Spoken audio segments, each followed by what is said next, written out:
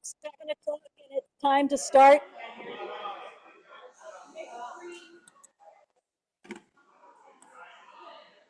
Make it green. All right, everybody. I call the meeting to order. Hello, Canyon Democrats, guests elected and guest speaker.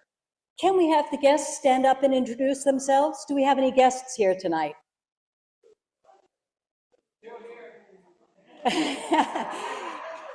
Stand up and introduce yourselves, please.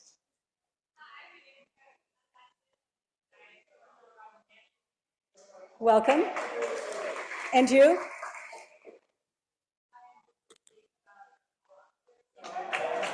Fantastic. Okay. Well, tonight is an important night for us. It is the start of Canyon Democrats 2026, and we have a very, very big year ahead of us. So welcome to Canyon Democrats' January General Meeting. We are the only local geographic club for the Democratic Party of Orange County for voters in the areas that you see listed up above.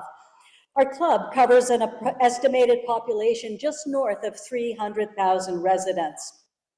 So why does it matter that we support Canyon Democrats above other organizations that also support democratic values?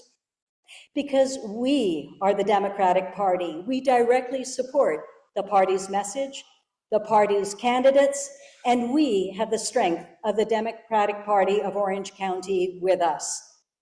There are other amazing local and national organizations that are committed to democratic values, yet it is us, we who are the frontline donors and volunteers who work to meet our goal of electing winning Democrats candidates for local and county races and supporting state and congressional candidates. They say all politics is local. We agree. So thank you for joining us tonight. Thank you for your membership in Canyon Democrats. We appreciate you. And welcome to guests who are here tonight. It's working. So a few quick reminders before we start. Please silence your cell phones. This is a limited forum, which means that it's not a public forum. It is for members and their guests. Please be aware that we will be taking photographs. Photographs will be used by our amazing communications team to help promote the good work of the club. And also, we end at 9. We'll probably end a little bit before then. Please help us clear up. Take the agendas with you. The agendas contain important information. It is email addresses and QR codes. They are yours. Do we have Walt Lawson here tonight? We're going to have to manage without him. The Pledge of Allegiance, shall we begin? I pledge allegiance to the flag of the United States of America and to the republic which it stands, one nation, under God, indivisible, with liberty and justice for all. Very good.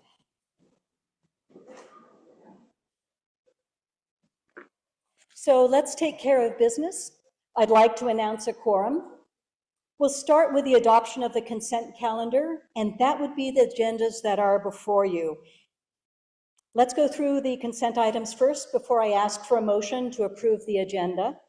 If you would like to see the minutes from the last meeting, please ask Janice Votz, our club secretary. She will be happy to make it available to you. On the next slide, I will give the treasurer's report, and the final item is a motion to adjourn at the end of the meeting. So let's talk numbers. The treasurer's report is for December 2025. We started the month with 56,117. We ended with 54,989. Our deposits totaled 8,956.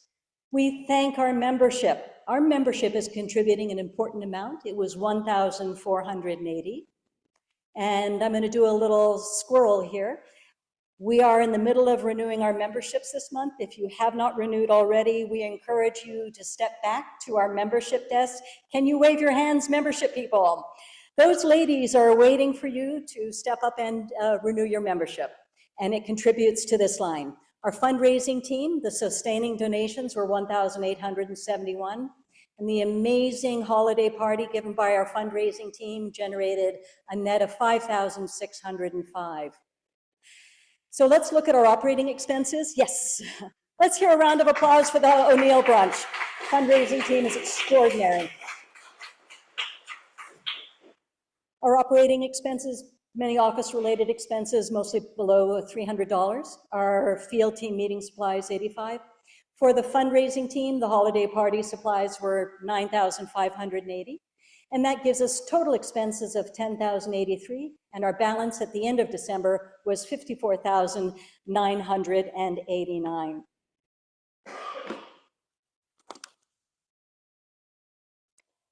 So this concludes the Treasurer's report. I'd like to make a motion. I'd like a motion to approve the agenda.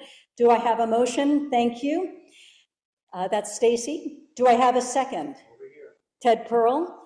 All in favor, aye. Aye. Any in opposition? So moved. We did it. Janet Henry is not with us tonight. She's found gorgeous climbs and fabulous things to do, so I will do my best to capture what she would have said had she been here.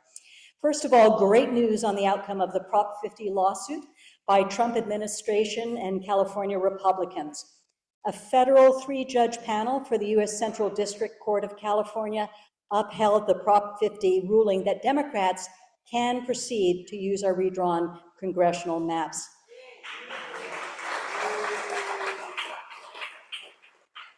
However, our beloved Mark Elias of Democracy Dockets is reporting that the California GOP has already filed an appeal on January 15th to SCOTUS.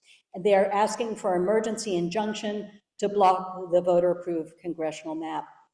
The belief is that we will be fine because it was found to be political gerrymandering, not racist gerrymandering. When I was at the pre-endorsement conference last Saturday, I did ask one of our California 40 candidates, talk to me. This has gone to SCOTUS. What does it mean for you? And they said, we don't know. With SCOTUS, we just don't know. Let's move forward in the belief that good things are going to happen. I'd also like to thank our Melora and Marty for organizing the January 14th Social Security Rally, and also for Cindy and the communications team for promoting it. The pre-endorsement conference went really well. We have worked since about August of last year to get club reps to go and represent our club and to vote their support for the candidates that they endorse. We had 80, 71, and 74 in Fallbrook. It was an amazing event run by our CADEM regional director, Ross Pike. Lots of electeds, lots of candidates there, lots of speeches, beautifully done. And then Corey Allen for 8072 had a Zoom attendee meeting in Lakewood. We are in the process of voting. We have 1 week for the club representatives to place their vote and the ADEMs. And we will know by next Saturday, and we will be thrilled to announce the results of it. And finally, the California Democratic Convention is coming up February 20th and 20 to 22 in San Francisco. Stay tuned for more information. So finally, the chair says, our focus now moves to electing local and state candidates. We have 2 major dates ahead of us, June 2, which is the June primary for state and congressional elections, November 3, the general for state, congressional, and the local city councils, school boards, water boards, etc. It is going to be an exciting 11 months, and we need all hands on board.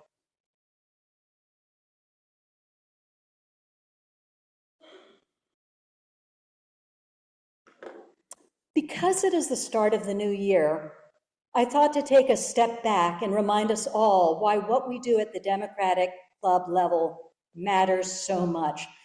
While we fight to win political control of the House and maybe the Senate, our first lines of defense of saving democracy and our democratic ideals are our legal warriors fighting in courts throughout America and our state governors. The next line of defense is we the people, us, good people in our communities who do what they can to support democratic values. We matter. I hear our top political leaders and influencers begging communities to become connected, to help them, to know each other, to activate. These leaders that have specifically asked for this include, amongst many, Hakeem Jeffries, Rachel Maddow, Mark Elias of Democracy Docket, the professors Timothy Snyder, Ruth Ben-Gia, Heather Cox Richardson, and so much more. And this is the importance of clubs. We are we the people. We are the community, your neighbors, the volunteers, and the voters who will make a difference in our primaries and in November general election. This difference comes when we connect, educate, and activate through clubs to elect local Democratic candidates. Through Canyon Democrats, we accomplish amazing things. Our membership as of December exceeds 800. Our membership committee co-chairs will give you exact numbers, yet we punch way above our weight. Through the great work of our volunteers and our chairs and our committees, we can make a very, very rough estimate that we can touch in the range of 10,000 local residents a month. I call that amazing results. We are looking forward to continuing these great efforts in 2026 with your help and continuing to connect, educate, and activate our community. So in closing, I would like to speak to a few words from Professor Timothy Snyder's famous On Tyranny, 20 Lessons from the 20th Century. Besides taking care of ourselves, our family, and our friends, here are just a few of the things that we can do. Do not obey in advance. Do not let authoritarian expectations and demand drive our behavior. Stand out. Someone has to do it. Rosa Parks was astounding. She stood out. The one person made the difference. Be calm when the unthinkable arrives. Think about the ICE raids in our very communities. And be a patriot. Set a good example of what America means for the generations to come. So finally, his 20th lesson is be as courageous as you can be. Here at Canyon Dems, courageous heroes come in all sizes. Be your own hero at the level you are motivated and capable of being. We need you. Whether it be keeping informed politically, making signs and attending raffles, writing postcards, or making phone calls, your small bit to promote change makes you a hero to saving our democracy. And as John Lewis said, let's go make some good trouble. So we are grateful you are here. We appreciate you, and we are excited for what we will accomplish together in 2026. Thank you.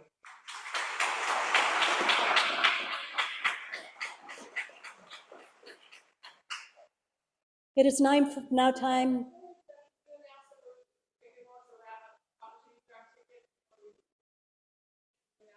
We did already, but let's do it again.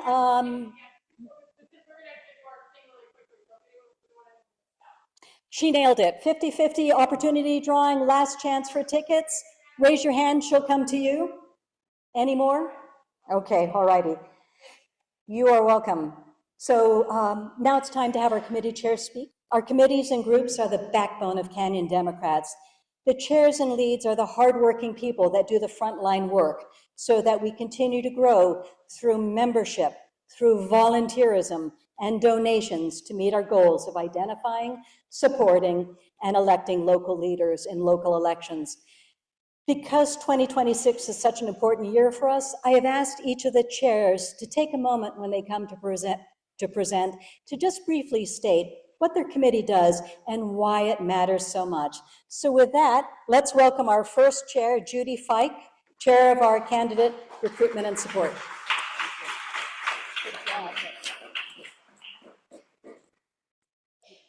Hello, everybody. How are you? Doing good? I am the chair of candidate recruitment and support, and you will be hearing a lot from me this year because I will be bringing in candidates to come and talk to you. And our focus is going to be on local candidates, although hopefully we'll get some congressional representatives here as well. And I think Suzanne did a really good job of emphasizing the importance of 2026 and the elections. I kind of feel like it's going to be ground zero for us. So I'm hoping that all of you will do all that you can to work with our candidates, support our candidates, and get them elected. Candidate recruitment generally involves someone coming to me and saying, I'm interested in running, what do I need to do? And the support then will be me and other people saying, okay, let's talk to me about your background, your strengths, and what you need to work on, and we'll go from there. Candidate support also will involve the club helping the candidates financially. Now, that doesn't mean 10 grand, because we're going to have, I don't know, hopefully we'll have several candidates representing the cities that our club surrounds. And candidate support cannot run your campaign. A lot of people think, okay, are you going to be my campaign manager? No, I'm not going to be your campaign manager. Are you going to be my treasurer? No can do. You're going to have to come in already having an idea of what your message is going to be and who's going to be on your campaign, and having a coterie of people who are going to get your campaign started. We've already introduced the wonderful candidate from RSM, and I am currently working with 2 candidates in Lake Forest, keeping my fingers crossed, and in Mission Viejo, we have interested people. So keep sending them to me. If you're interested, come and talk to me. But if you know people and they've said, you know, I think I'm ready to run, then they can contact me at that email up there. And that's just about it. Any questions? Yes. Do you have any candidates for Capistrano Unified School District? Not yet. We really need one. I know. We also need one for Saddleback. We kind of hope that there is a committee that's working very hard on Capital, and they've been working very hard on finding the candidate, since October. So they know the importance of getting a candidate.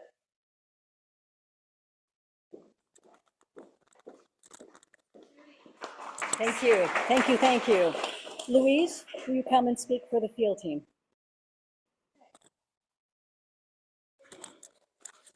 Hi. Okay, you know that our speaker tonight is here from the Orange County Registrar of Voters Office. And so it's a good time for us to focus our attention to voter registration.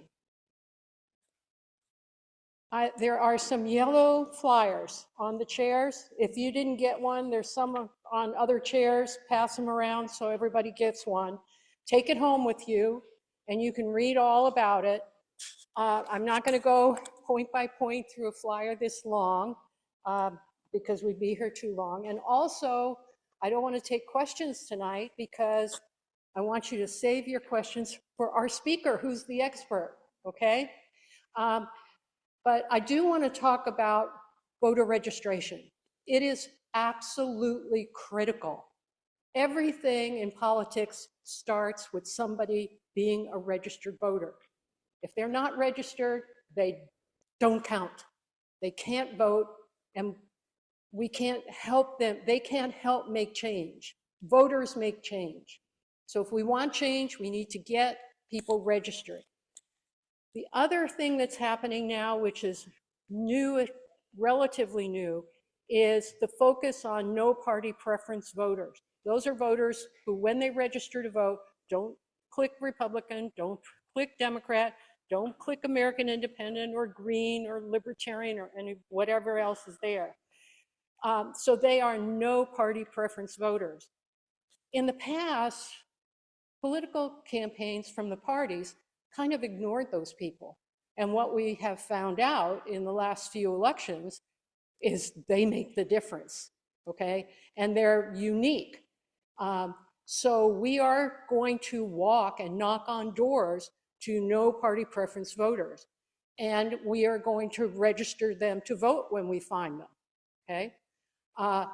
So this effort is run by the field team, which has a planning committee and subcommittees and everything.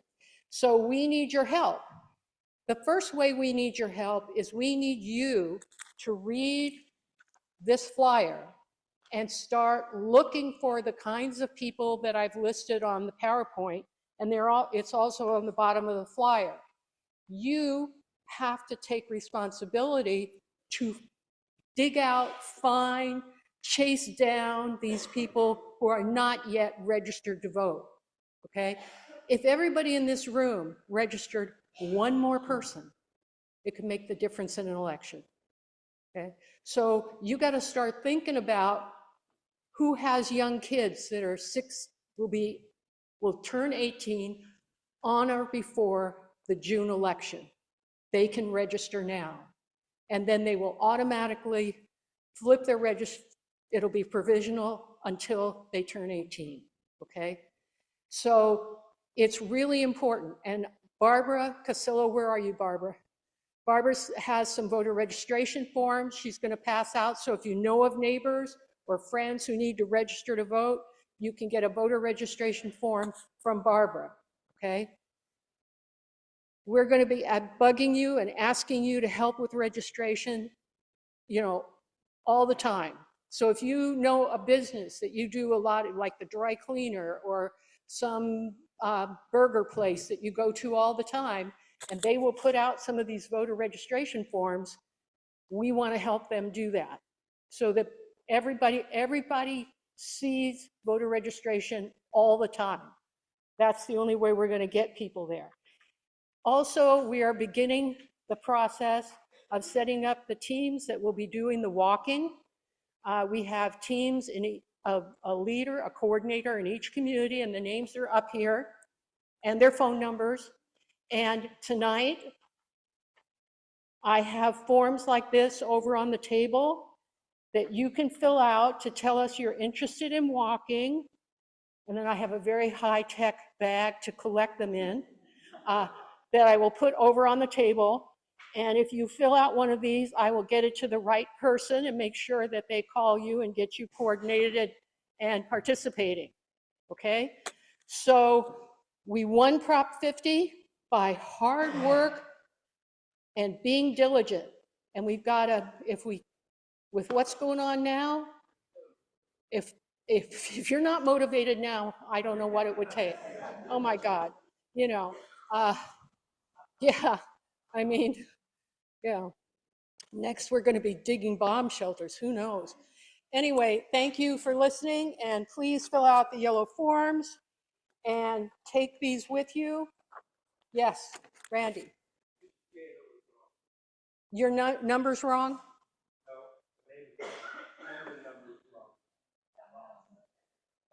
Oh my God, it's left over. I'll fix it.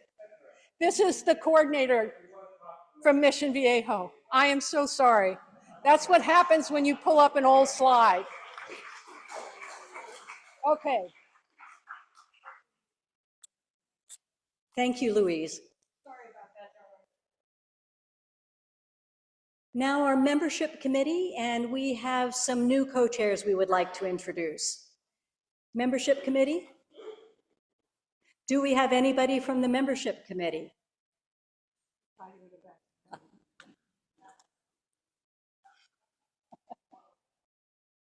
I'm sorry, she was so busy working back there doing the amazing things we just asked of her. Thank you. Hi, everyone. I'm Audrey Tomovich, co-chair of membership, and one of the co-chairs Paula Woodruff, she's new, because our dear Anita is going to be helping it.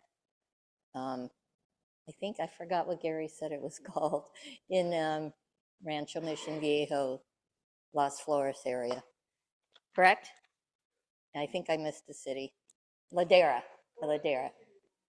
Am I closer? Oh, is that better? Okay. We have our membership volunteers in the back working for the committee.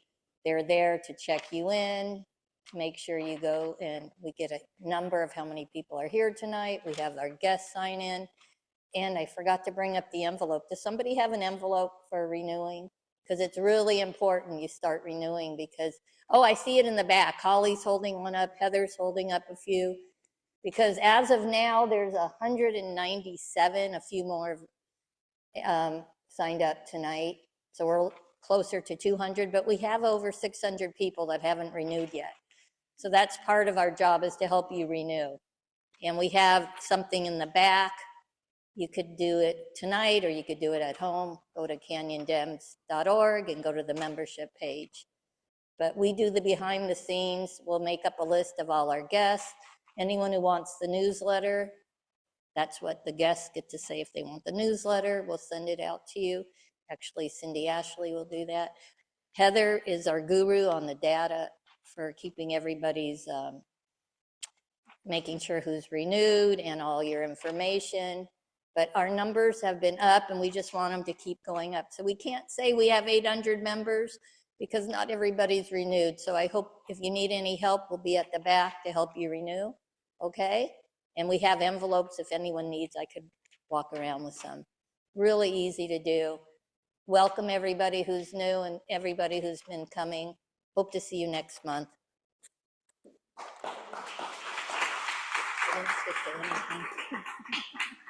Ann Owens, Community Outreach.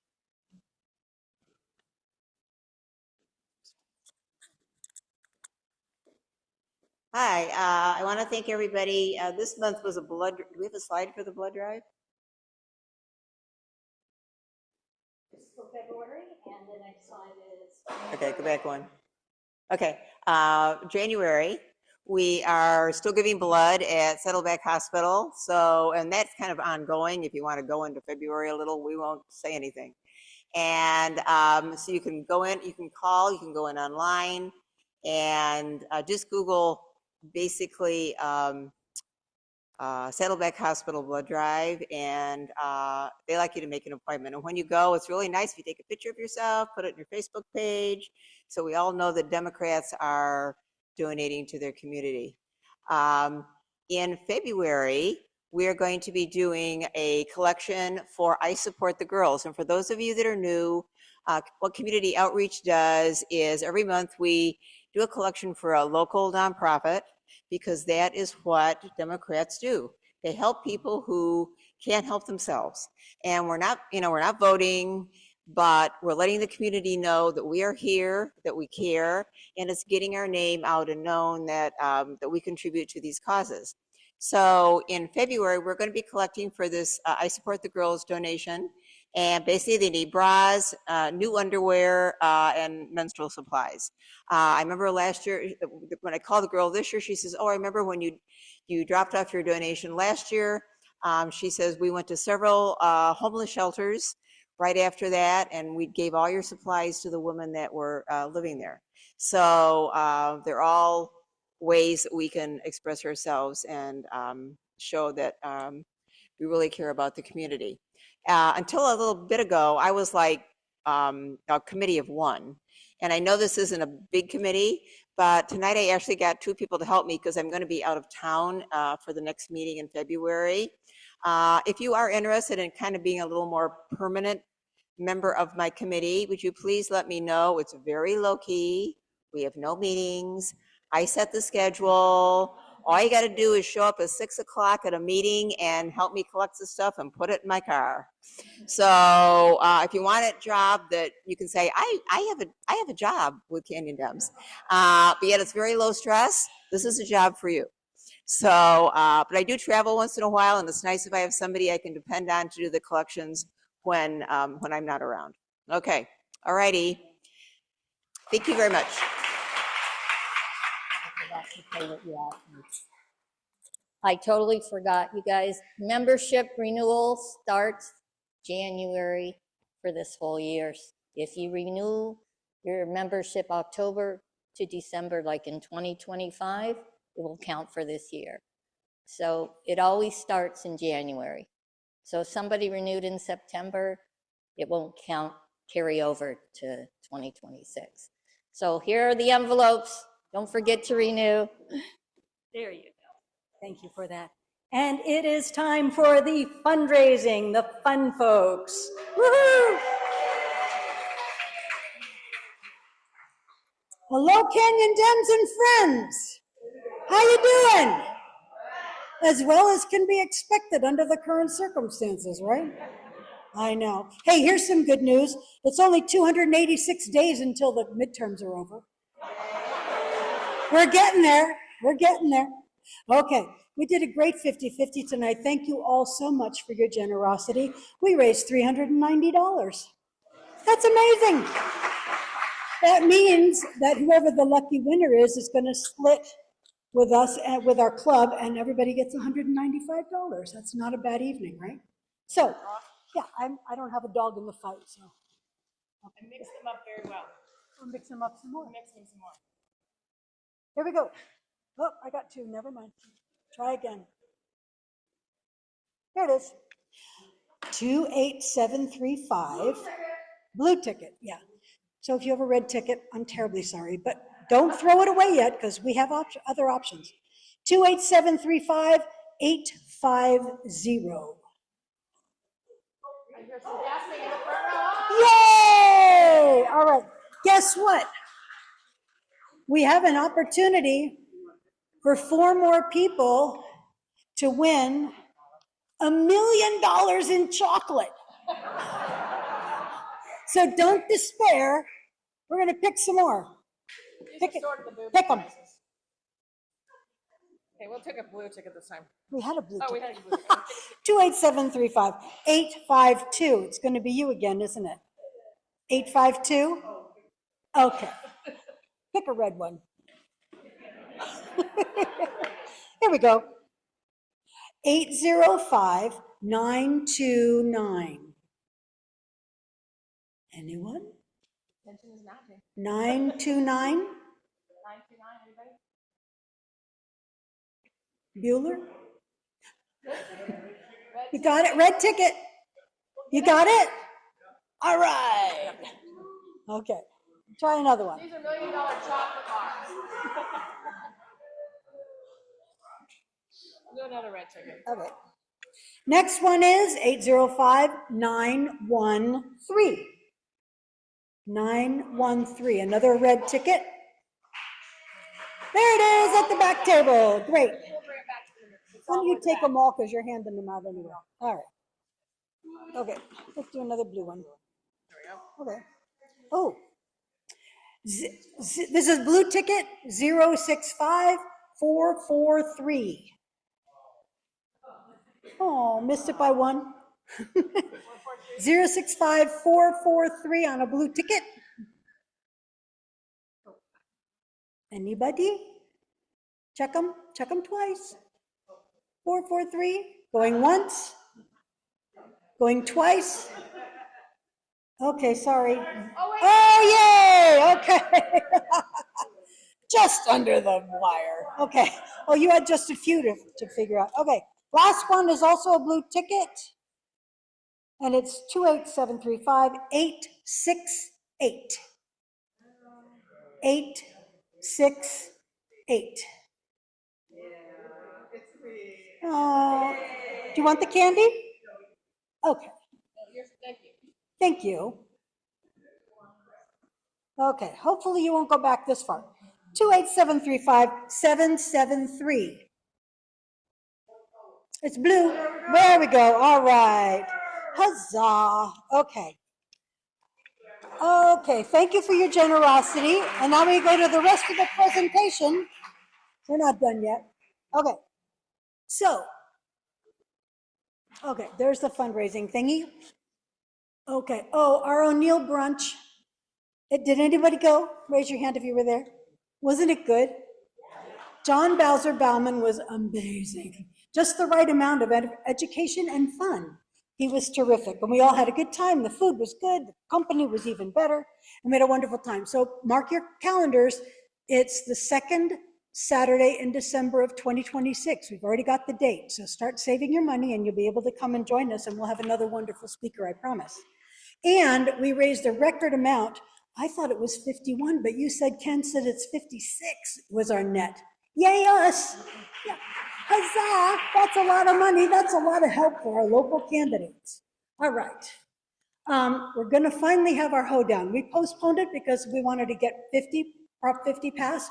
We did it. So now we've got even more reason to celebrate. We're going to have a hoedown. It'll be right here in the Murray Center. And we're going to teach you line dancing, and we're going to do chili and cornbread, and a good time will be had by all. So mark your calendars for that. And then we've got our sustaining donors program. Okay, our sustaining donors program is an easy way for you to help, and it's an easy way for us to raise extra money. All you have to do is sign up on the website to become a sustaining donor. And that's for people who can afford to give a little bit more than their regular dues. So like $5, $10, $15, $100 a month, whatever you can spare. Or if you want to give a one-time donation of at least $60 or more, that would be great too. But it's an easy way of helping make extra money. Last year in 2025, our sustaining donors gave an extra $16,761. That's amazing. Give yourselves a hand. And because we love our sustaining donors so much, we're going to have a party for them because they're terrific. And it's going to be May 3rd, 2026 at a beautiful venue. We'll have nice food. It's going to be really fun. So become a sustaining donor today. You can go on our website and there's a little thing you can click. So thank you all for your generosity. We are going to turn all the Orange County city councils and water boards and assembly districts and everything else in the whole wide world. It's all going to be blue come November. Yay, good message. It is time for communications. Cindy Ashley. Hi, everyone. I want to invite the whole team up. And so it's the first meeting of the year. You get to meet who's working behind the scenes. So the communications team, we promote the club, candidates, and its activities using our newsletter, which we send every Sunday around noon. If you aren't getting it, please give me send me an email, communications@canyondems.org. And our website and social media, we have Facebook, Instagram, Blue Sky, and Reddit, texting, Mobilize, and Act Blue. So we are involved in all of that stuff. And I'm going to pass the mic so that all of these amazing team members, I think they're all smarter and sharper than me, can introduce themselves. Okay. Hi, I'm Carol. I do Blue Sky for the club, and then I make a lot of the videos like from our protests to try to share that information with everybody. So that's what I do. Hi, I'm Kristen Wilcox, and I run the Reddit account. And hi, I'm Nancy Aziz, and I take pictures and videos of the things that we do as a club, and then I post them on Facebook along with some other content, mostly political. Hi, I am Jackie Martin, and I am the one who writes the newsletter that goes out every week. So if you have any complaints or compliments, let me know.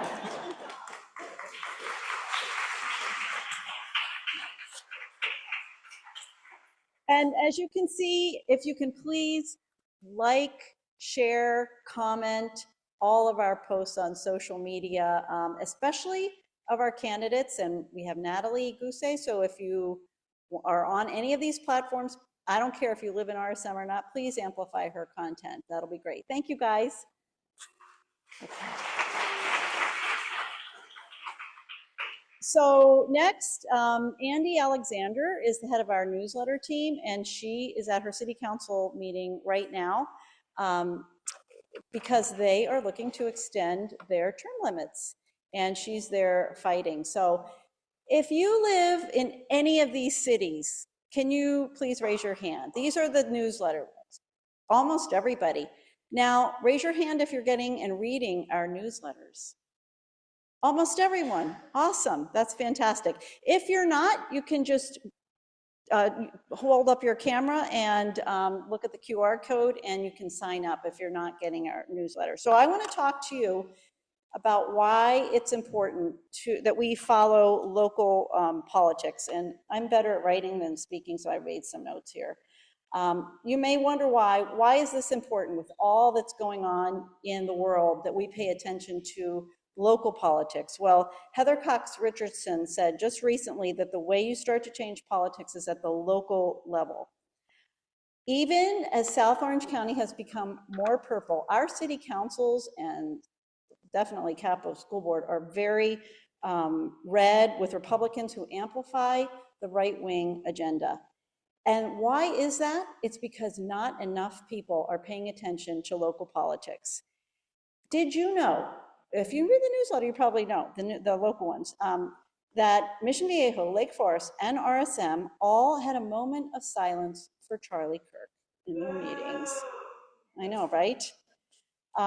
But they didn't for Melissa Hortman, who was murdered in her home with her husband and is an elected Minnesota state representative. And in my city of RSM, we had some very impassioned speakers last week who expressed concerns about ICE activity and what the police response might be if they came into RSM.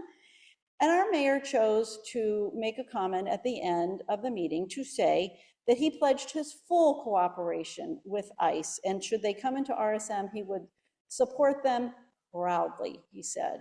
So, yeah, you can boo, yeah. I want to tell you, I don't know of any other club that is doing this, is shining a light on local elections. It's unique because you're not going to get this information anywhere else. People who are really focused and paying attention and letting you know what's on the agenda, what things you might be concerned about. Did you also know that in Mission Viejo, that the only Democrat on City Council, Cynthia Vasquez, has been passed over again for the rotating position of mayor? So, yeah, it's not right. So you have the power to make a difference in your city, and if you live in any of the cities above, please not only read it, sounds like a lot of you are already, yay, but forward it to some friendly neighbors who you might think be interested in the content, and let us know. And as Kristen, who was up here and also writes the amazing Mission Viejo newsletter, says, if they can't see you, they can't hear you. So thank you all.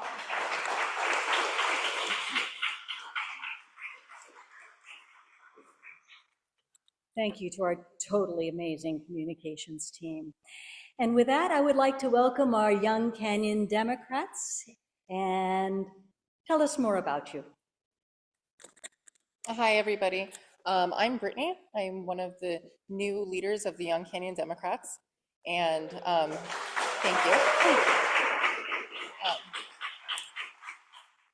Things have been going really well so far. We've hosted 3 events since December. And we had a happy hour, a hike, and a coffee shop meetup.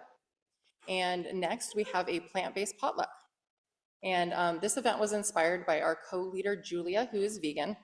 And veganism really is activism in and of itself. Not only is it good for animals, it's really good for the climate. And that's something I care deeply about. And so if you're a young Dem, I hope you join us and share some tasty food. And it's on February 1st, which is a Sunday, at 1 p.m. And you can scan the QR code on the agenda if you want to learn more. Thank you.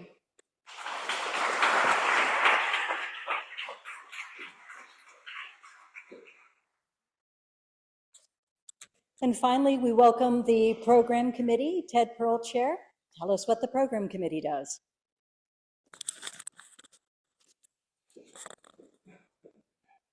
Hello, my fellow subversives.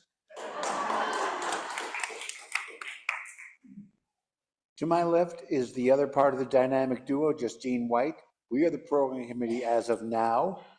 And right now I'm going to make a pitch for 3 to 5 more good people, because this is what we do. We are instrumental in putting your bodies in these seats by getting good speakers, by getting inspirational speakers, by getting speakers that motivate us, not just to put bodies in seats, but to put feet on streets, knock on doors, follow through with the field team, follow through with communications, follow through with the club, follow through to elect Democrats. So that's what the program committee does. We are a building block, one of many, that gives us strength and purpose. And our purpose is to win. Oh, one more thing, guys.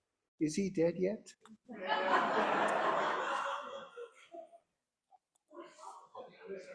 Anyway, we have a speaker in February. We are working in conjunction with Judy Fike, because our candidate recruitment chair, because as she mentioned, we have a ton of candidates running. We have Cynthia Vasquez speaking to us in February. We will be having Chris Clue. We'll be having local candidates from Lake Forest, from Rancho. Because again, our duty right now as a club, not really as a committee, but as a club, is to put bodies in not just seats, but on the streets, to knock on doors, to get people to do what? To vote. So as I said, February, we will have, actually I didn't say, we will have a speaker in February from Braver Angels. They are a group trying to foster civility in this horrible climate where I'm not sure we can do it, but these people are in fact brave enough to do so. Speaker's name is Jeremy Cohn. He is a moderator for that group.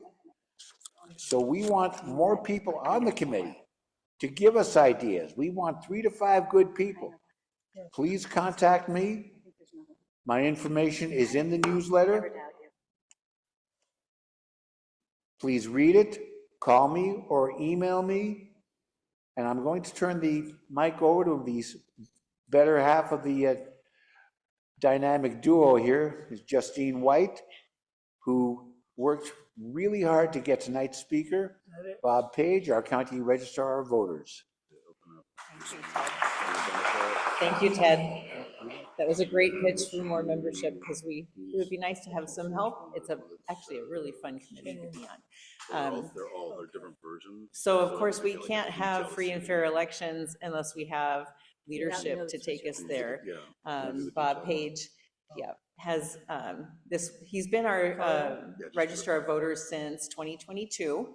Prior to that, he was the registrar of voters in San Bernardino County, so he's well qualified, and he's a very busy guy.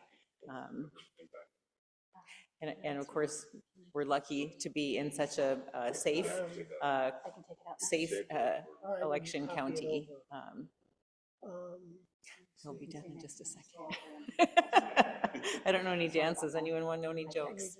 Bob Page, thank you so much. Thank you. I promise the technology issue is not mine. I emailed my presentation last week, but I brought it on a thumb drive just in case, and now that's what they're using. Okay, so as was mentioned, Bob Page, I'm the Registrar of Voters for Orange County, and I have been in this position since March of 22. I now have more than 24 years working for county government, about 20 working for San Bernardino. In San Bernardino County, I hold a number of different roles. As was mentioned, I was Registrar of Voters from 2018 until I left in early 22. But before that, I was Chief of Staff to 2 different county supervisors, one Democrat, one Republican. And I worked for the county hospital as the marketing director. I also worked for the CEO's office as an analyst, doing different special projects for the office. And before I started working for the county, I was a newspaper reporter for about 8 years. Worked locally in Ontario, California for the Daily Bulletin, covering city government and then county government, and then investigative reporter before I got a call one morning from a county supervisor saying his chief of staff was retiring, and he wanted to know if I was interested, and I said in writing an article about his retirement. He said, no, in the job. So I enjoyed going over to county government after working as a reporter, feel like I can still make a lot of difference in both work and positions that I have. So if we could go, maybe scroll ahead to the vision, or if you're still working on that, I'll read it. So our office in the Registrar of Voters in Orange County, our mission statement is to provide election services for the citizens of Orange County, to ensure equal access to election process, protect the integrity of votes, and maintain a transparent, accurate, and fair process. Let's see if I can get this to forward. I'm gonna have to advance. Yeah, if you go to I just read the mission statement. If you go to the vision statement, that's slide 5. Oh, 5. So the next one, please. Okay, got it. And then our vision statement is to ensure excellence in the administration of elections, to inspire confidence and trust in the democratic process. The next question, though, is obviously, how do we do that? So today I was asked to talk about a couple different elements of what we do in our office. So I'm going to focus today on our customer service commitment, as well as our security measures that we put into place. So the first thing that I want to talk about is how we ensure that voters can vote easy, and that ensuring that all of our elections are accessible, fair, accurate, secure, and transparent. So under the Voters' Choice Act, and now actually in most counties, a lot of these things happen even if you're a polling place county, there's essentially 4 ways to cast a ballot. So every county in the state is required to mail a ballot at least 29 days before Election Day to all active registered voters. And then you have several options for securely getting your ballot back to us. We pay for the postage if you want to put it back in the USPS system. It has to be postmarked by the Election Day for us to, and we have 7 days after Election Day to receive it. We have currently 124 ballot drop boxes. For the next election, we're going to have to increase that to 127 because of increases in registration. So we have ballot drop boxes throughout the county. You can also, if you want, if you mark your vote by mail ballot at home, you can mark it, put it in the envelope, sign it, and just drop it off at a vote center without having to check in and wait in line. Or for those people who prefer to vote in person, we have vote centers that are open for 11 days or 4 days. And you can come in, sign the roster, receive a new ballot to mark in the booth, and then you actually get to scan the ballot yourself through a tabulator.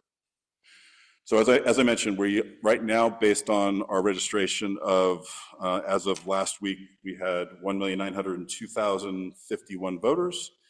So we have to have at least 1 ballot drop box for every 15,000 voters, which I said would be 127.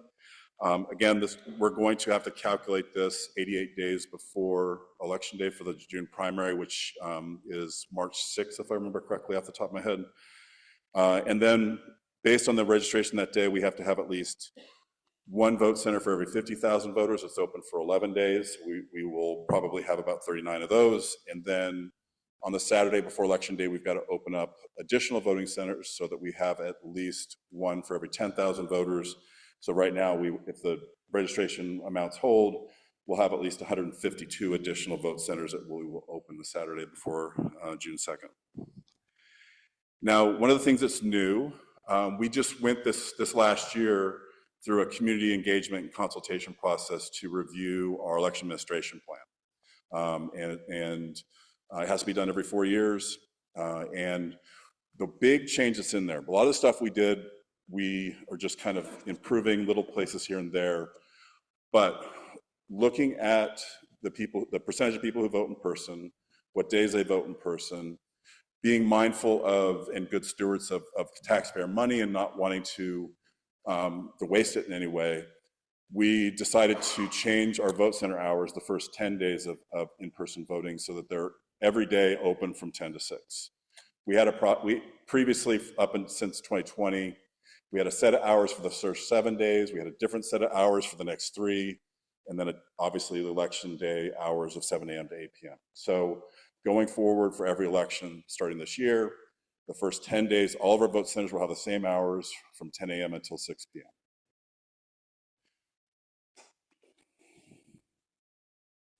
Now, as part of that, as I said, we did public consultation, so we really did a lot of work trying to make sure that we were hearing from people. We reached out to 200 community groups to invite them to have one-on-one type of meetings to talk about how we conduct elections and get their feedback on that. We had 30 groups who took us up on that. We held 15 community workshops and received more than 750 comments during those public workshops that we held in July and early August.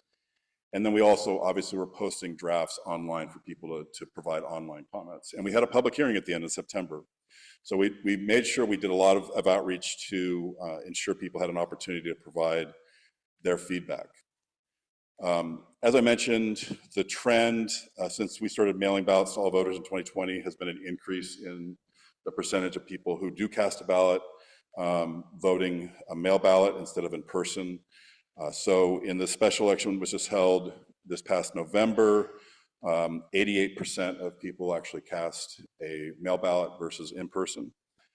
And then the next slide kind of shows those people who vote a mail ballot. As I said, there's different ways to get it back. And so about 50% of people who voted a mail ballot in the November election used the USPS mail to get it back to us. About 38% used a drop box, and 11% dropped it off at a vote center. That 0.3% is basically somebody showed up at our office and dropped it off. Which we do have people. I mean, we mail, as I said, we have to mail the ballots at least 29 days before. We will typically have a few people who show up at our office on that 29th day before and don't want to wait till the ballot shows up in their mail. They want to vote that first day. So we do get a certain number of people who show up at our office to vote. The other thing that's really kind of key in terms of managing the election process and making sure that we're being efficient on how we report results is looking at voter behavior in terms of those who do return a mail ballot. When do they return it? Do they vote it early, or do they wait until election day to drop it off in a box or put it in the mail? And the more people we can get to vote early, the quicker we can get results out, if that makes sense. So when you've got that 4-week period of early voting, we're staying on top of the ballots that are coming in and getting them processed, getting them scanned, so that on election night at 8 o'clock, we can tabulate the results and post them. So, you know, the more people who vote early, the better chance we have of getting more votes in. We did, if you go to the next slide, we did in 2022, I was getting questions from the Board of Supervisors, at least some of them, about why was it taking so long. They had these memories of knowing the results on election night before they went to bed. I don't know how many years ago that was, but I hear that quite often. But I took that as an opportunity to actually convince the county to invest money in ballot processing equipment. So the county invested about $4 million in doubling our capacity for processing vote by mail ballots, which we have seen an impact from that. As I mentioned, the people who vote early, who we received their ballot before election day, in this last election, 96% of all those ballots we got before election day were in the 805 count results that we posted at 805 on election night. And prior to purchasing that, doubling our capacity, we were 85% in November 22. Then the other thing is that because we have that extra capacity, when we do get that big amount of ballots cast on election day that we receive on election day or up until 7 days after, we're able to put more through the system because we have more equipment. So we are seeing an improvement on how quickly we get the ballots into the results. This last election, because it was a one contest ballot, obviously a little quicker and easier to process. So we did see, not just because of the equipment, but because of the ease of processing a one-page ballot with one question, we did have 91% of all the ballots cast in this election that we counted were in the results by Friday after election day. So that's a commitment. We would continue to look at how we can improve those processes and make sure that we stay on top of that. The other thing regarding this, another real fine point on speed of the count. One of the accusations that I will hear from my fans who show up at the Board of Supervisors every 2 weeks and ask me for me to be fired is that we count too slow, that it takes too long in California to count. And I keep telling people it doesn't. It does take us a while till we finally certify it under state law. But when you look at the actual percentage of all the ballots that end up in the results, we do a pretty good job. So as I said, we had 91% by Friday after Election Day this election. By Saturday, we had almost 99%. And so, and if you look at all the elections we've been conducting under the Voters' Choice Act since 2020, we've achieved 95% of all the ballots and the results anywhere from 4 to 9 days after Election Day. If you look at the last polling place election we held in 2018, when we had paper voting rosters, had a lot more people who had to vote provisionally because there were paper rosters. We didn't get to that 95% until 18 days after Election Day because of that large number of provisionals. So we look at this of adding more options and doing the Voters' Choice Act, using electronic voting rosters as something that has created efficiencies and helped us be more responsive to the needs of the public about getting the results out there. The one thing I would, as I mentioned, we do have to wait to certify. So in some recent elections, Sacramento has decided that they wanted to set a uniform deadline for voters to cure a signature issue with their ballot. So in November, the presidential election, November 24, they said that counties had to give voters until 5 p.m. on Sunday after Thanksgiving, so 26 days after Election Day, to cure a signature challenge, and that we could not certify until the Tuesday, 4 weeks after Election Day. Granted, as I said, when you look at the percentages, we got to where there were just ballots that were either challenged, had to be duplicated, or some other issue that, that we couldn't actually put them in the count. That small percentage, we're continuing to work all through that process. But, it does create issues with the public, with certain media outlets, because we haven't certified yet. So, but Sacramento decided 28 days after was when we were going to certify in 2024. When they called the special election for this past November, they decided they liked that idea. They gave voters 26 days after Election Day to cure a signature challenge and said we couldn't certify until 28 days after. There was a bill that went into effect January 1st, which moves up that uniform deadline a little bit. So for all regular statewide elections, cure deadline will now be 5 p.m. 22 days after Election Day, meaning that we can certify as early as 25 days after the election to give us, move it up a little bit. So that still will mean things like, elections like the primary, where we typically have been able to certify 17 to 20 days after, it will mean a little bit more cost for us because we will have to keep working. But it's not as dramatic as the 4 weeks that we were having to wait. So hopefully that helps improve some confidence in the elections and the results. The next thing that's a major change, we just, on Christmas Eve, received word from the Secretary of State, if you could go to the next slide, that every 4 years, the Secretary of State determines what languages we have to provide reference ballots in. So they look at they look at census data by precinct. If there are precincts with at least 3% of the eligible voters in that precinct speak a language other than English, it's a specific one, at least 3%, then they determine that we're required to create a reference ballot in that language in that precinct. So we had, up until this point, five state languages: Farsi, Japanese, Tagalog, Gujarati, and Hindi. Now going forward, we're going to have 8. So we're no longer required to translate ballots into Gujarati and Hindi, but we now have 5 additional languages. So we are now going through the process of working with our translation vendors to make sure that they have people to translate in those languages, how much they're going to charge us. We have to rewrap all of our ballot drop boxes, because every drop box has to have instructions and warnings in every state and federal language, which that's not going to be cheap. That's probably going to be about $300,000 to rewrap all those boxes. So we're working, quite diligently to try to get everything up to speed, because we have to have this in place for the June primary. And you go ahead to 19. Yeah. So As I mentioned, there are also federal languages. So under the Voting Rights Act, every 5 years, a Census Bureau director determines what languages that counties have to provide all of their election materials in. So not just reference ballots or a voter information guide.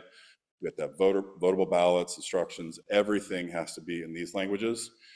So the last time this was done was in late 2021.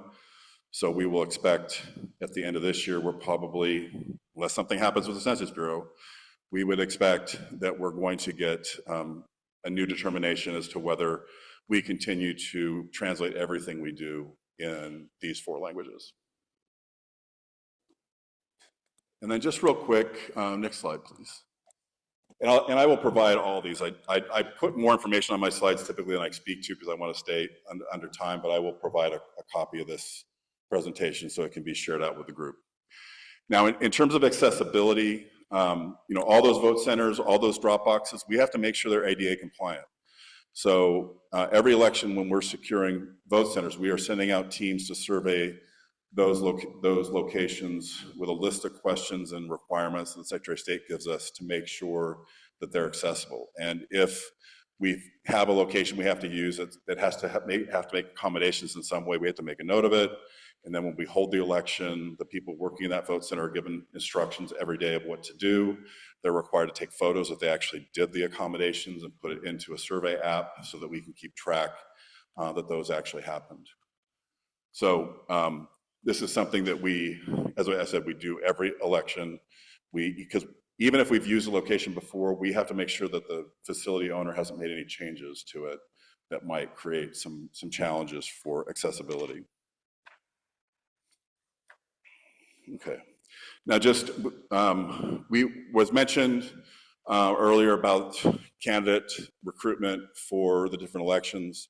So candidate filing for an election, that period where you can pull what are called a declaration of candidacy, nomination documents, a form to do a candidate statement, those are available and have to be filed between 113 days before election and 88 days. And so that's for this June primary, which was mentioned. You've got all the congressional, the House of Representative seats, the new ones under Prop 50, will be up for election. None of the people running for those will be considered an incumbent because these are new seats. So, but if they are in Congress, they can say on their ballot designation, they can say they're a member of Congress, they just can't use the word incumbent. And for the candidate filing purposes, there is no eligible incumbent, so there'll be no extension period if no existing member of Congress files for one of those seats. I don't see that happening, but if that were to happen, we wouldn't extend it. We typically, we're under federal law, we're required to issue ballots to military and overseas voters from 60 to 45 days before Election Day. If we miss that 45-day deadline, we put ourselves at risk of some sort of consent decree with the US DOJ. And so we make sure that we meet that. And then, as I mentioned, we have to start mailing ballots at least 29 days before. The typical registration deadline is 15 days before, but then I'm sure you're aware there is a way to do same-day registration and voting at the vote centers. And we will have vote centers open for 11 days. Okay. Why don't we go ahead to the security measures now? So in terms of, and I'm going to have a lot of slides here, but there's a lot of different things. I do need to ask my staff to count so I can come up with some sort of, nice branded message about how many checks that we have to do whenever we do election. But we make sure that we are putting in numerous security measures every election. And we kind of divide those into 4 different kind of categories. The first is physical measures, which includes, these ballot drop boxes. These things weigh more than 1,000 pounds. No one's picking these things up. They're bolted to the concrete. They're individually keyed, so there's no master key that allows somebody to open every box to get the ballots out. There's an individual key for every single box. And they're made of really thick, secure metal. And the other thing that we do as well is when we we pick up the ballots. Once we're done retrieving the ballots, we put a seal sticker across the gap between the door and the box with a number on it, record it. So if they come back the next day that's broken, they know it's potentially been tampered with. So those are some of the physical measures that we do. The technical measures, as I mentioned, we use now electronic voter rosters, which update voter participation in near real time. So if you went to one of our 191 vote centers this next election, then tried to drive to the nearest vote center to vote again, the roster would already show you had cast a ballot, because that information is being shared. It's not a lot of detailed information, but it's enough to know that that person's voted. So we're not pushing over the internet your personal information. It's just basically your name, your voter ID, and that you voted. But it's done over a secure network through the cloud. The other thing that we do, one of the things I will hear is that people want us to go back to voting on paper ballots. All voting in California is done on paper ballots. You may use a piece of equipment to help you mark it if you need that assistance, but every ballot is on paper, and that's how we count the votes, is based on the paper. If you use one of those accessible ballot marking devices in a vote center to help you mark the ballot, there's no votes stored in that piece of equipment. It prints the ballot with your markings on it, and then that paper ballot is what gets scanned. Process measures, and I'm going to talk a little bit later, if I have time, about voter file maintenance, which is a topic that comes up quite frequently. But for example, picking up ballot drop boxes, we are required under state law to always have two-person teams to pick those ballots up. We equip them with 900 megahertz radios, cell phones that we track their GPS. They are required, each box they go to, they're given randomized routes every day, so they're not going in the same order or same boxes every day for their safety.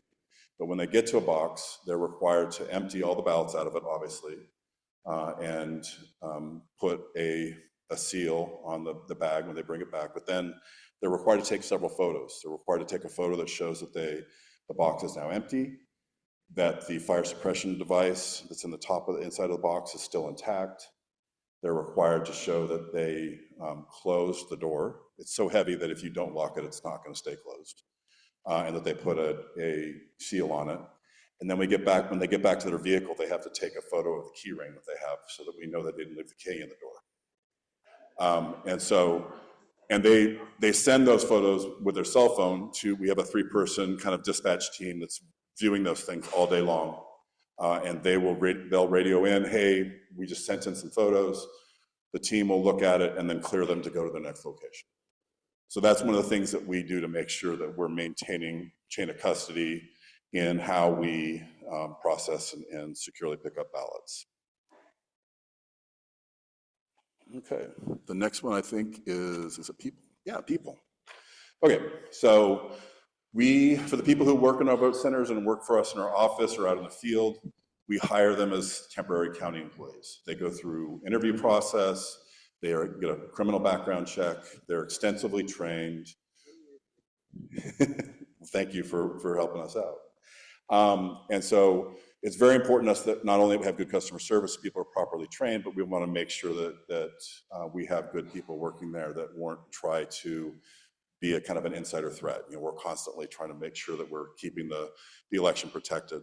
One of the things we've been doing since '24 is we have like a command center in our office for the vote centers to call into when they have issues. Prior to '24, if there was some sort of disturbance at a vote center, they would call in. We'd have to then figure out which police department to call to get them to go out if we needed that help. Now we've got a sheriff's sergeant or deputy actually stationed in the command center at all times that in-person voting is occurring, so that they can help us triage any kind of disturbance call that comes in and more quickly dispatch people that we need to help out if we need that help.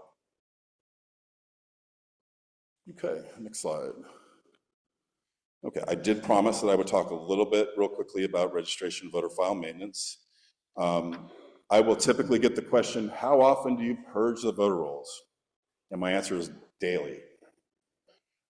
We are required within 5 business days of receiving information from a voter or an official government source to update the voter registration record based on that. So we are doing this work every day. And official government sources obviously can be national change of address information from the Postal Service. It can be information from the Department of Corrections that somebody has either been incarcerated in state prison for a felony or been released and now is eligible to vote again. It can be somebody who was found by a court to be mentally incompetent. And it can be death records from either the state, federal government, or from the county. So we're constantly working those things. And one of the things that's required when somebody registers to vote, and this is something that came up recently because of a woman who's facing 5 felony charges for creating a fictitious registration using the name of her dog, is that when you register to vote, under federal law, you're required to provide proof of identity, okay? And if you don't, then you're flagged in the next federal election. You have to provide that some proof of identity in order to actually have your ballot counted. So this woman has been charged. She attempted to vote a second ballot using the fictitious registration in the 22 primary election, I believe. And that was rejected because there was no ID that was ever presented for the fictitious voting registration that she created. But currently under state law, and real quick, there's 0.1%, about 2,600 of our 1.9 million voters are still flagged as before they can actually have a ballot cast and counted in June, have to provide that proof of identity. Under California law, you are only required to attest under penalty of perjury that all the information you wrote on the affidavit or put online on the affidavit is correct. And so when this woman created the fact is charged, one of her charges is that she created that fictitious registration, cast a ballot in the 2021 gubernatorial primary election, and that ballot was actually counted because it was a state election with no federal offices on it. This has obviously become a political issue in the county as well as now a political issue in the race for Secretary of State this year. So the Board of Supervisors has supported sponsoring legislation that would require state law to mirror federal law, require proof of identity before you could vote in a state or local election with no federal offices.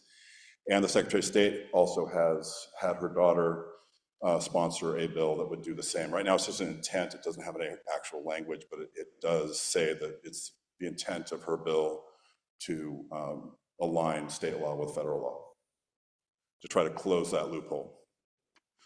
Now, in terms of citizenship, next slide.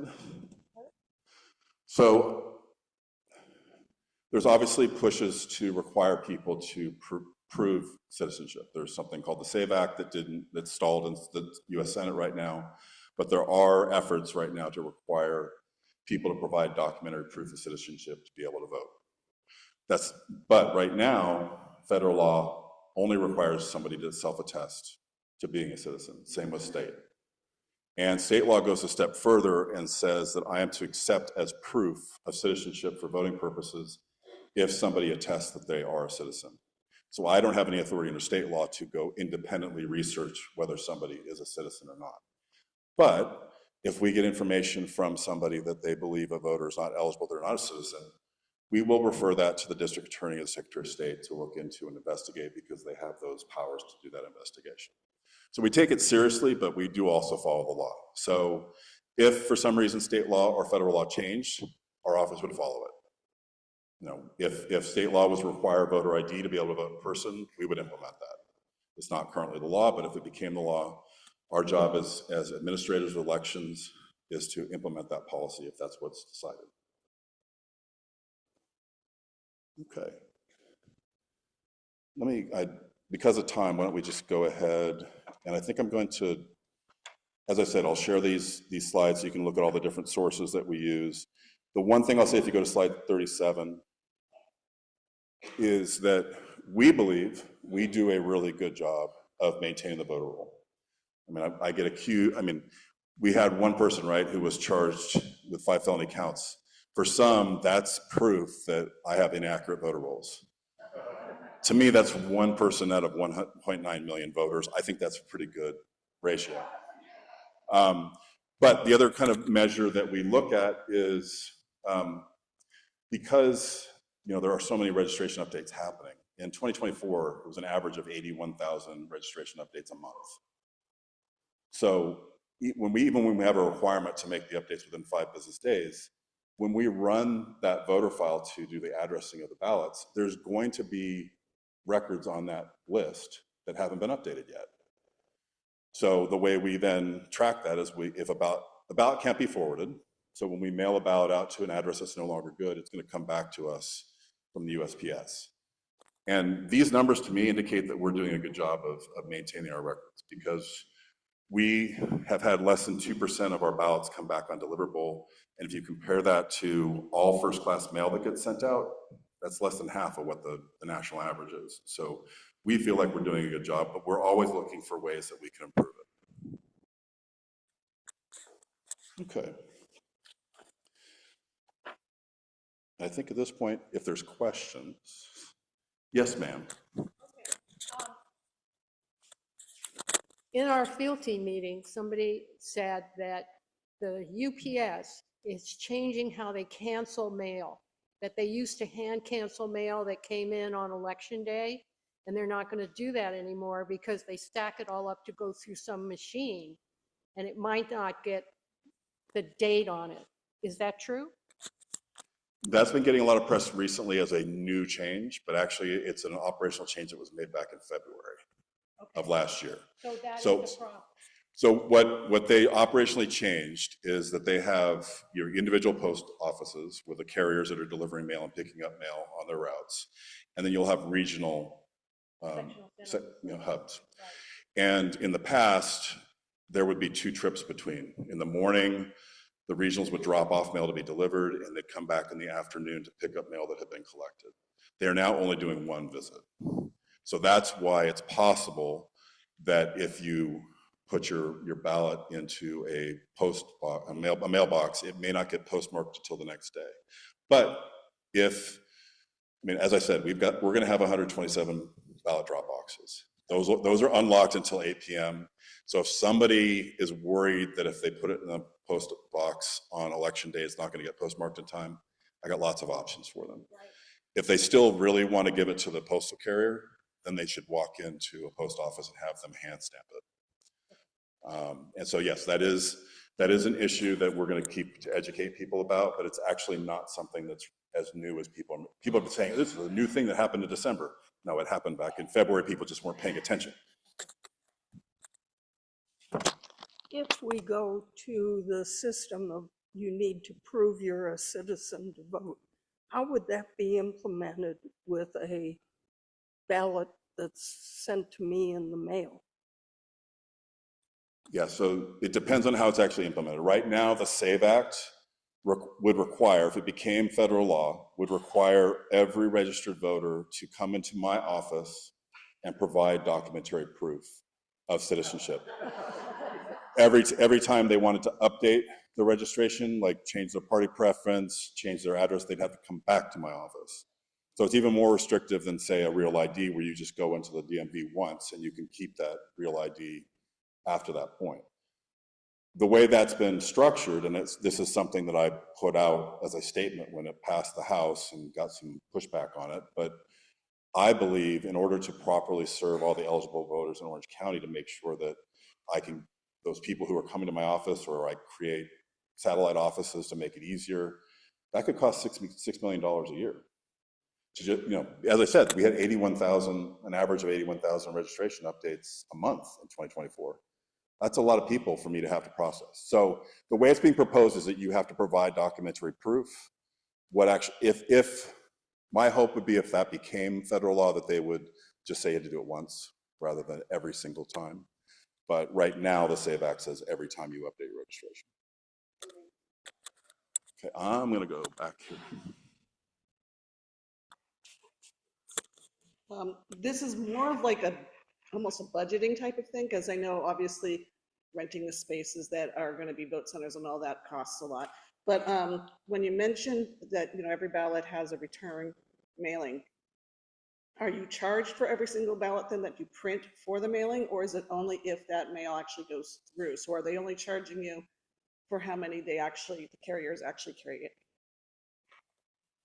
Yeah, so we print our permit, our mail permit, or postal permit on the return envelope, but we're not getting charged unless it actually gets used. So we're obviously paying for the printing of every envelope we send out, but we're not paying postage if they don't get returned that way. So this may be crazy, but a lot of crazy stuff is going on now.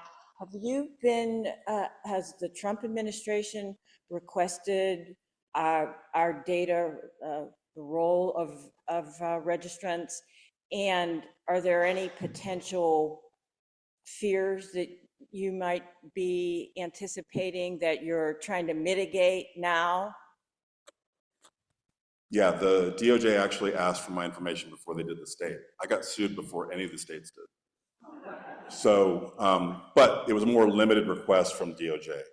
Their request to me back in June, early June, last year, was telling them since January 1, 2020, how many voters had I canceled because they weren't citizens.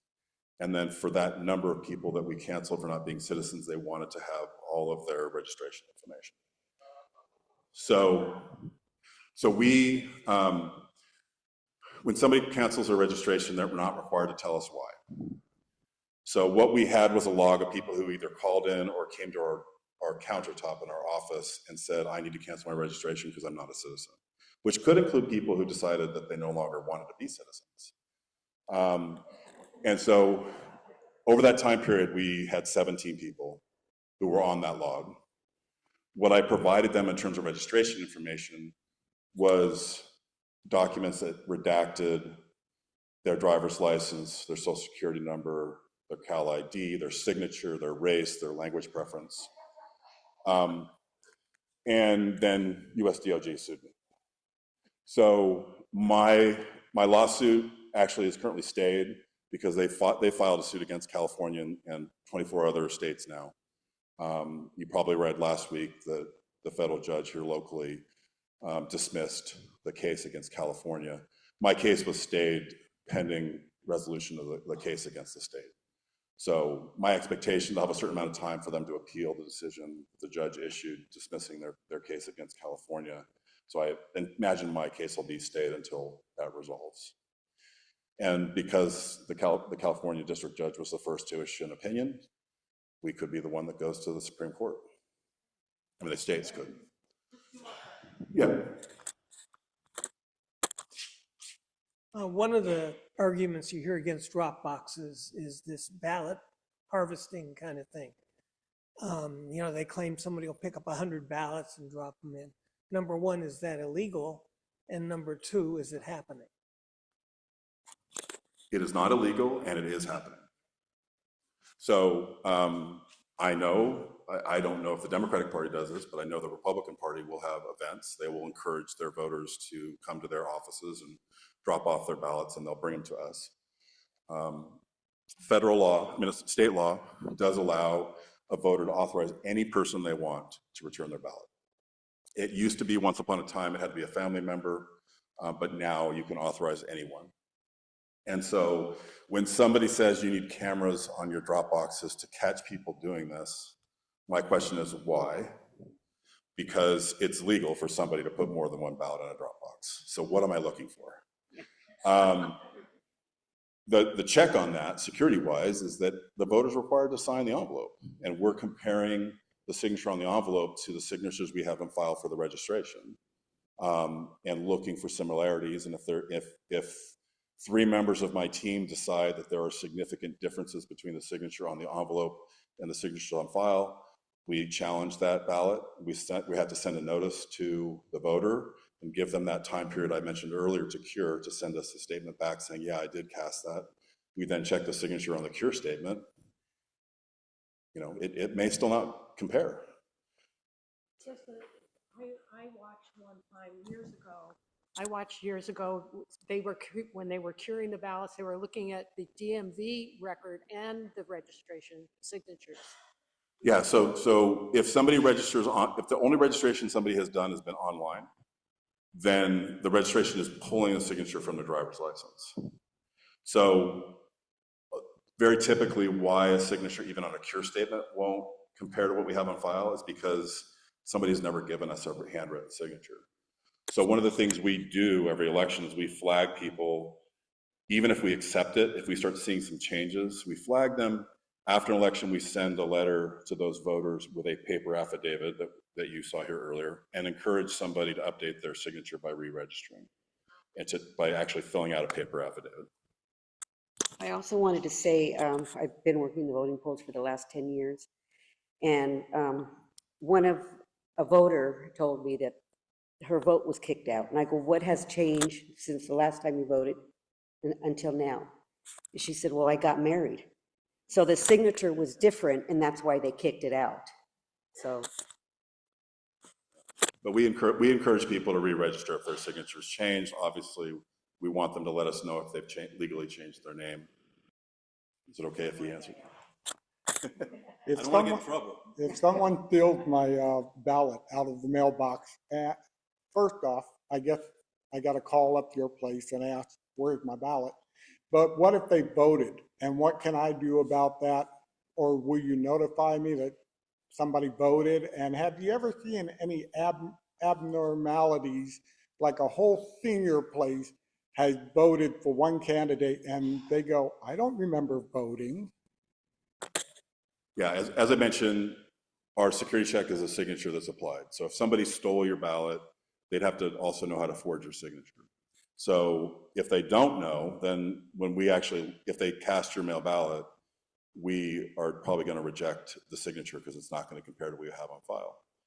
But I also encourage people, if the ballot harvesting was asked before, for that situation as well as any other situation, I really encourage voters to sign up for ballot tracking, to get notified.